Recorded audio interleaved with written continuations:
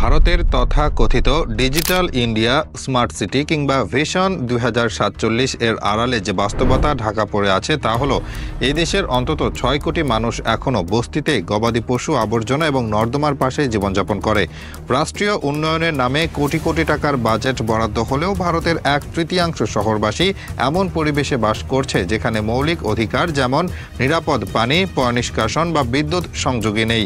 এই বাস্তবতা শুধু অব্যবস্থাপনার প্রতিচ্ছবি নয়, বরং রাষ্ট্রের নীতিগতভাবে দরিদ্রদের প্রতি অবজ্ঞা ও পরিকল্পিত বঞ্চনার প্রমাণ। সরকারি হিসেবে শহরে বস্তিতে বাসকারী মানুষের সংখ্যা 2011 সালের আদমসারিতে ছিল 6 কোটি, যার মধ্যে মহারাষ্ট্র ও অন্ধ্রপ্রদেশেই 2 কোটির বেশি। এই সংখ্যা সাম্প্রতিক বছরগুলোতে আরও বেড়েছে। কেন্দ্রীয় সরকার যখন বিলিয়ন ডলারের প্রযুক্তি বিনিয়োগ আর স্মার্ট সিটি বাস্তবায়নের ঘোষণা দেয়, তখন সেই প্রকল্পগুলোর 80% বাস্তবায়িত হয় না। আর বাস্তবে শহরের এক বিশাল অংশের মানুষ বৃষ্টির দিনে পলিথিনের ছাউনির নিচে কাটায় রাত্রি। এমনকি ইউনিসেফ ও WHO এর রিপোর্ট অনুযায়ী শহরের বস্তিগুলোর 5 বছরের নিচে শিশু মৃত্যুর হার গ্রামীণ এলাকার চেয়ে বেশি। এসব বস্তিতে কোনো স্থায়ী পানির উৎস নেই, পয়ঃনিষ্কাশনের ব্যবস্থা নেই, স্বাস্থ্য সেবার কোনো কাঠামো নেই এবং বিদ্যুৎ সংযোগও বহু জায়গায় নেই বা অনিয়মিত। রাষ্ট্রীয় পরিসংখ্যান বলছে, স্মার্ট সিটি মিশনের অধীনে যে 100টি শহরে উন্নয়ন প্রতিশ্রুতি দেওয়া হয়েছিল তার মধ্যে অর্ধেকের বেশি শহরে এখনও প্রকল্পের 60% বাস্তবায়ন হয়নি। দিল্লি, মুম্বাই, কলকাতা, চেন্নাই, বেঙ্গালুরু, হায়দ্রাবাদ, আহমেদাবাদ এইসব মেগা সিটিগুলোর 35 থেকে 60% মানুষ বসবাস করছে তথাকথিত ইনফর্মাল সেটেলমেন্টে, যা আসলে খোলা ড্রেন, গাদা গাদা আবর্জনা আর গবাদি পশুর পাশে নির্মিত কাঠের চালা আর টিনের ঘর। এইসব এলাকাগুলোতে কোনো সরকারি মেগা প্রকল্প পৌঁছায় না, শুধু নির্বাচনের সময় নেতাদের মিছিল ঢোকে। সরকারি দৃষ্টিভঙ্গিতে এরা অনুমোদিত দখলদার, অথচ প্রতিদিন এই মানুষগুলোই নির্মাণ শ্রমিক, রিক্সা চালক, মেট্রো কর্মী, সাফাই কর্মী হিসেবে শহরকে সচল রাখে। বাস্তবে রাষ্ট্র এই শ্রমজীবী জনগোষ্ঠীর নামে শহর চালায়, অথচ বিনিময়ে তাদের দেয় অস্বীকৃতি আর অবজ্ঞা। 2015 সালে চালু হওয়া হাউজিং ফর অল প্রকল্পে 2022 সালের মধ্যে শহরের দরিদ্রদের জন্য ঘর নিশ্চিত করার প্রতিশ্রুতি ছিল। বাস্তবে দেখা যাচ্ছে 2024 সালে ওই প্রকল্পের 72% ইউনিট এখনও নির্মাণাধীন, 18% ইউনিট বসবাসের অযোগ্য আর মাত্র 10% বাস্তবে বিতরণ হয়েছে। এসব প্রকল্প মূলত কর্পোরেট, ঠিকাদার ও দলীয় নেতাদের ঘনিষ্ঠ মহলের পকেট ভারী করার হাতিয়ার। প্রকল্পের নামমাত্র ঘরগুলো সাধারণত শহরের বাইরের দুর্গম এলাকায় নির্মিত হয়, যেখানে না থাকে ট্রান্সপোর্ট, না থাকে কাজের সুযোগ, ফলে মানুষ বাধ্য হয়ে আবার বস্তিতে ফিরে আসে। এভাবে প্রকল্পগুলো হয় কাগজে আর বাস্তবে থাকে জনসংখ্যা প্রতারণার দলিল হিসেবে। ডিজিটাল ইন্ডিয়া বা স্মার্ট সিটির চমকদার প্রচার বাস্তবে 86% বস্তিবাসীর কাছে মূল্যহীন, কারণ বিদ্যুৎহীন, নেটওয়ার্কহীন ঘরে ডিজিটাল পরিষেবা কেবল রাষ্ট্রীয় বিদ্রূপ। তথ্য প্রযুক্তি মন্ত্রণালয় নিজেই স্বীকার করেছে, শহরে বস্তির প্রতি 3টি ঘরের মধ্যে কেবল একটি ঘরেই বিদ্যুৎ সংযোগ রয়েছে, তাও গড়পড়তা দিনে 6 ঘন্টা বিদ্যুৎ থাকে। এতে বোঝা যায় উন্নয়নের নামে এই রাষ্ট্র যে প্রযুক্তি ভীষণ দেখাচ্ছে সেটি আসলে একটি এলিট শ্রেণীর সেলফ প্রমোশন ছাড়া কিছুই নয়। মোদী সরকারের মডেল স্পষ্টভাবে বঞ্চনার উপর নির্মিত, যেখানে উচ্চবিত্তের প্রযুক্তির চমক আছে, মিডিয়ার মোড়কে উন্নয়নের কথা আছে, কিন্তু শহরের প্রাণ যারা গড়ে তুলছে তাদের জন্য রাষ্ট্রীয় অবহেলা ছাড়া কিছুই নেই। ভারতের শহরে দারিদ্র্য এখন আর পরিসংখ্যান একটি প্রতিষ্ঠিত রাষ্ট্রীয় কৌশল, যার মাধ্যমে নির্বাচনে ফায়দা তোলা হয়, কর্পোরেট স্বার্থ রক্ষা করা হয় এবং বঞ্চিত জনগোষ্ঠীকে রাজনৈতিকভাবে নিয়ন্ত্রণে রাখা হয়। 2011 সালের পরবর্তী কোনো আদমশুমারিতে বস্তি সংক্রান্ত পূর্ণাঙ্গ তথ্য প্রকাশ না করাও এই কৌশলেরই অংশ, যাতে প্রকৃত চিত্র জনসম্মুখে না আসে, কারণ এই চিত্র একবার প্রকাশ পেলে রাষ্ট্রের উন্নয়নের মুখোশ চিরতরে ছিঁড়ে যাবে। এসব তথাকথিত ইনফর্মাল সেটেলমেন্টের স্থায়িত্ব ধরে রাখার কারণ খুব স্পষ্ট: শ্রমশক্তিকে নির্ভরশীল এবং অক্ষম করে রাখা।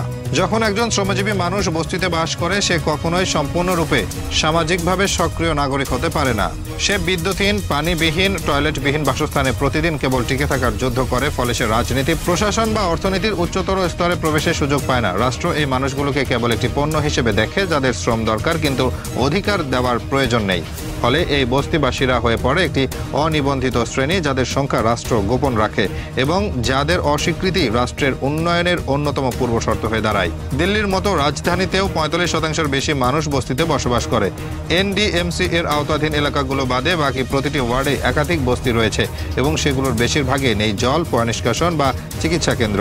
মুম্বাইয়ের ধারাভির কথা, যেটি বিশ্বের অন্যতম বৃহৎ বস্তি এলাকা, এখানে প্রতি বর্গ কিলোমিটারে গড়ে ৮৬,০০০ মানুষ বসবাস করে। এই সংখ্যাটা এতটাই বিপজ্জনক যে একে শুধু ঘনবসতির সমস্যা বলা যায় না, এটি একটি পরিকল্পিত শোষণ কাঠামো, যেখানে মানুষের ব্যক্তিগত জায়গা নেই, স্বাস্থ্যগত নিরাপত্তা নেই, ভবিষ্যতের নিশ্চয়তা তো দূরের কথা। আর এই এলাকাতেই প্রতিদিন কোটি কোটি টাকার হস্তশিল্প, ক্ষুদ্র উৎপাদন, কাস্টম প্রোডাকশন হয়, যার কোনো সামাজিক স্বীকৃতি নেই রাষ্ট্রীয় সুরক্ষা। রাষ্ট্রীয় প্রকল্পগুলোর অদৃশ্য ব্যর্থতা আরও নগ্নভাবে ধরা পড়ে যখন দেখা যায় যে এই বস্তিগুলোর ৭০% মানুষই দলিত, আদিবাসী ও সংখ্যালঘু মুসলিম জনগোষ্ঠীভুক্ত। এই পরিসংখ্যান কাকতালীয় নয়, এটি রাষ্ট্রের দীর্ঘমেয়াদী সামাজিক প্রকৌশলের ফল। উচ্চবর্ণ হিন্দু সমাজ ও সরকার যেভাবে বাজেট ও উন্নয়নের রূপরেখা তৈরি করে, তাতে এই জনগোষ্ঠীর জন্য কোনো অংশ বরাদ্দ থাকে না, বরং তাদের বসবাস, শিক্ষা, স্বাস্থ্য, চাকরি ও আবাসন সকল ক্ষেত্রেই পরিকল্পিতভাবে পেছনে ফেলে রাখা হয়। এই বঞ্চনার একটি রাজনৈতিক ব্যাখ্যা আছে। রাষ্ট্র চায় এই জনগোষ্ঠী দরিদ্র থাকুক, অশিক্ষিত থাকুক, অবসাদগ্রস্ত থাকুক, কারণ তাহলে তারা প্রতিবাদ করতে পারবে না, সংগঠিত হতে পারবে না এবং ভোটের সময় শুধুমাত্র চটকদার প্রতিশ্রুতি বা হুমকিতে ভোট দিতে বাধ্য হবে।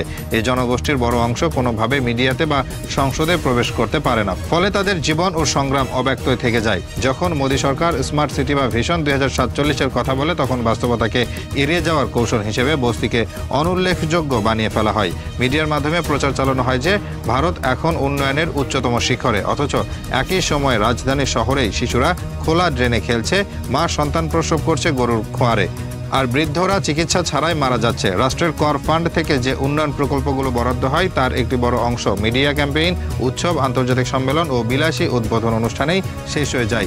বাস্তবে দরিদ্র জনগোষ্ঠীর জন্য বরাদ্দকৃত টাকাগুলো পৌঁছায় না মাঠ পর্যায়ে, ফলে বস্তির উন্নয়ন হয় না, বরং সেখানে দখলদার, মাফিয়া, স্থানীয় রাজনৈতিক নেতাদের দৌরাত্ম্য বৃদ্ধি পায়। এই অব্যবস্থাপনার সবচেয়ে গভীর দিক হলো বস্তির শিশুদের ভবিষ্যৎ। একটি রাষ্ট্র কতটা ব্যর্থ হলে সে এমন একটি কাঠামো তৈরি করে যেখানে শিশুরা জন্ম থেকেই অনানুষ্ঠানিক বাসস্থানে, অনুপযুক্ত পরিবেশে এবং অপর্যাপ্ত পুষ্টি নিয়ে বড় হয়। Centre for monitoring Indian economy এর এক জরিপ অনুযায়ী বস্তির ৬৫% শিশু প্রাথমিক বিদ্যালয়ে যায় না, ৮৪% শিশু কখনো চিকিৎসকের কাছে যায়নি এবং ৪৭% শিশু নিয়মিত অপুষ্টিতে ভোগে। এটি রাষ্ট্রীয় ভবিষ্যতের পরিকল্পিত ধ্বংস, কারণ এই শিশুরা কখনোই সমাজের মূল ধারায় ঢুকতে পারবে না। তারা ভবিষ্যতের শ্রমিক, অনুন্নত ও নিপীড়িত জনগোষ্ঠীর অংশ হিসেবে গড়ে উঠবে এবং রাষ্ট্র আবারও তাদের সন্তানদের জন্য সেই একই দরিদ্র চক্র পুনরাবৃত্তি করবে। ভারতের বর্তমান আর্থিক ও কূটনৈতিক অবস্থানে যে অহংকার এবং আত্মপ্রচারের পরিমাণ দেখা যায়, তার বিপরীতে দেশের ভেতরে বস্তির জীবনের নগ্ন বাস্তবতা তুলে ধরলে এক ভয়ঙ্কর বৈপরীত্য উদ্ভাসিত হয়। রাষ্ট্র যখন নিজেকে বিশ্বের বৃহত্তম গণতন্ত্র, দ্রুততম উন্নয়নশীল অর্থনীতি, চতুর্থ বৃহত্তম সামরিক শক্তি কিংবা নিউ ইন্ডিয়ার রূপকার হিসেবে উপস্থাপন করে, তখন এই একই রাষ্ট্রের ৬ কোটি নাগরিক ময়লার স্তূপের পাশে, খোলা ড্রেনের ধারে এবং গরুর গোবরের পাশেই রাত কাটায়। এরা জীবনে কোনোদিন হাসপাতালে সেবা পায় না, কোনোদিন সরকারি পানির সংযোগ দেখে না, আর স্কুলের নাম তো শুধু রাজনৈতিক ব্যানারে দেখে। এই বাস্তবতা বিশ্বের বৃহত্তম গণতন্ত্রের সবচেয়ে বড় পরিহাস। এই বাস্তবতা এখন আন্তর্জাতিক মানবাধিকার সংস্থাগুলোর চোখেও ভারতের নগরায়ণ মডেল ও উন্নয়ন প্রচারের ভণ্ডামি স্পষ্ট হয়ে উঠেছে।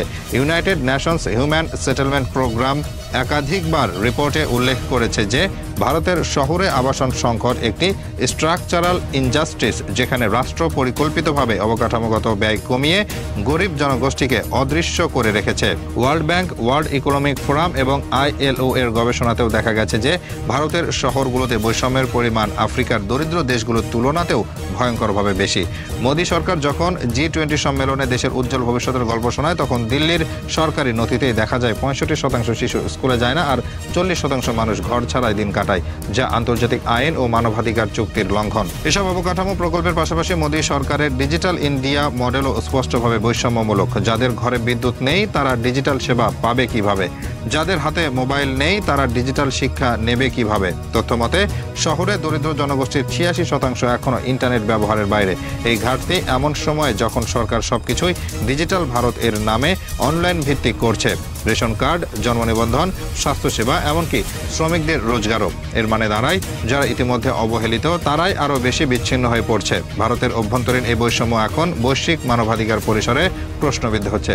Amnesty international, human rights watch এবং জাতিসংঘের বিভিন্ন পর্যবেক্ষণ রিপোর্টে একাধিকবার বলা হয়েছে, ভারতের শহরাঞ্চলের বস্তিবাসীরা কার্যত রাষ্ট্রীয় অবহেলার শিকার এবং আন্তর্জাতিক মানবিক আইনের শর্ত পূরণে ভারত ব্যর্থ। ভারতের যে অর্থনৈতিক প্রবৃদ্ধি নিয়ে অঙ্কার করা হয়, সেই প্রবৃদ্ধি আসলে একতরফা, যেখানে একটি ক্ষুদ্র উচ্চবর্ণ উচ্চবিত্ত গোষ্ঠী সব সুবিধা নেয় এবং বিশাল দরিদ্র জনগোষ্ঠী অবহেলায়, অনাহারে ও অপুষ্টিতে ধ্বংস হয়। এই বৈষম্যকে আর গোপন রাখা সম্ভব নয়।